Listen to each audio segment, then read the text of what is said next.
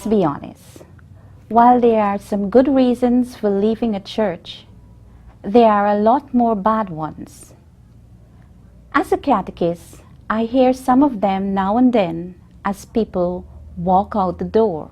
If you're thinking about looking for a new church home, please don't use one of these 5 reasons to make the jump. Reason 1. I'm not being fed.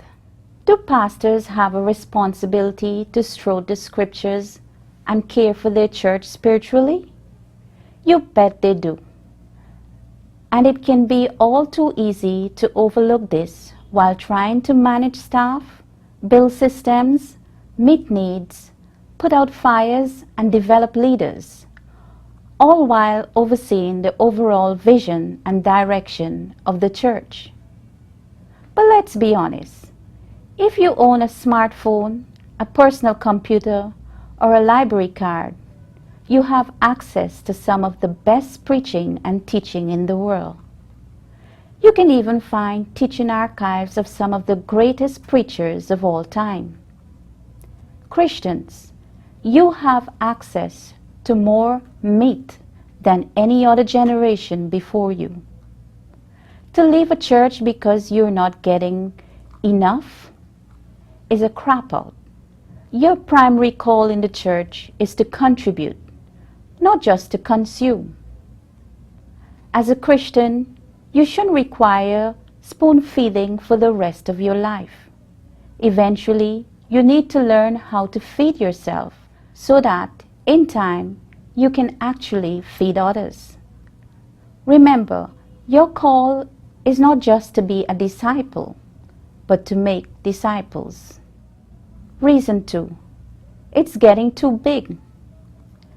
I can appreciate the sense of loss that accompanies growth. When we first began, our church was little more than a small band of brothers and sisters meeting together in a living room. It feels very different now that we are a church of a few hundred people spread across multiple services. There are moments when I miss the intimacy and simplicity of those early days. But remaining small is a sad and unbiblical goal. When churches are faithful to the Great Commission, lives will be changed and people will be added to their number.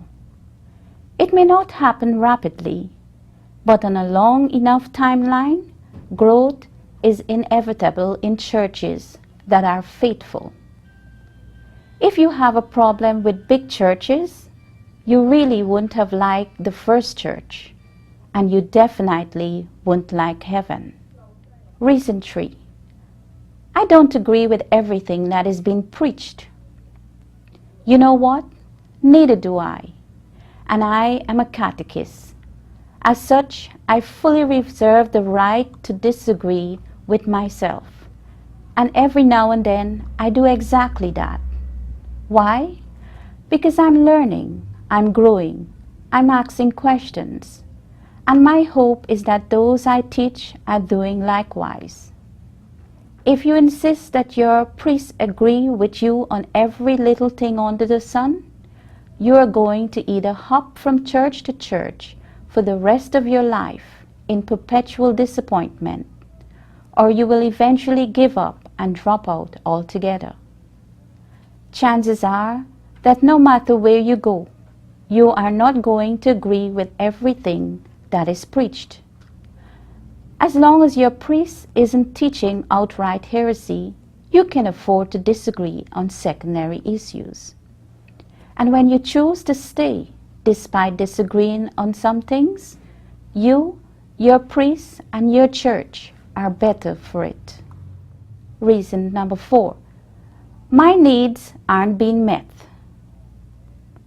When someone lists this as a reason for leaving, it is a dead giveaway that somehow along the way he or she came to believe that the church actually exists to serve his or her needs. This person has brought into the lie that when it comes to church, it's really about me. Here's the problem.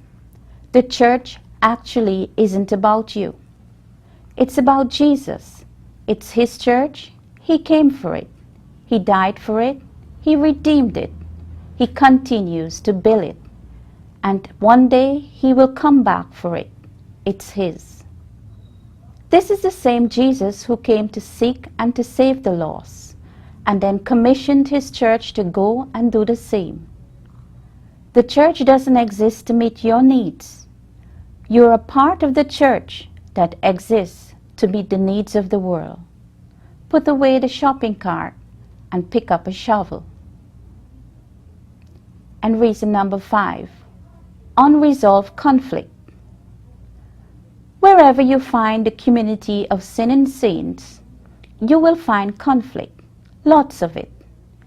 The church is one big family full of characters and misfits. Sometimes sisters argue. Sometimes brothers fight.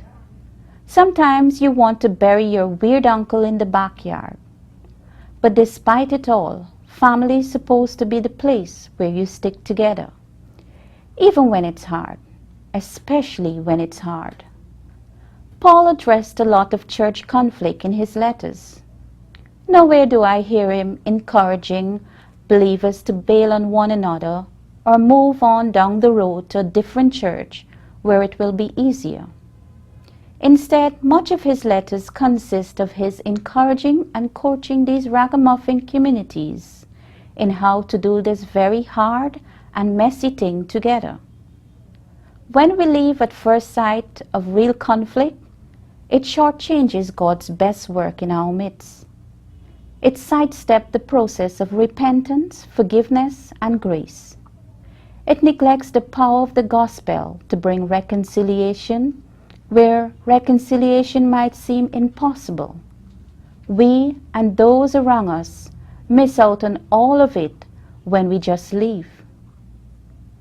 Not all conflict is resolvable. I know that reconciliation is impossible where there is no repentance. I get that. But remember, repentance starts with us, and so does the extending of grace. And when we resolve to stick around and keep on repenting and extending grace, God can do far more than we often give Him credit for. Some of God's best work happens in the mess.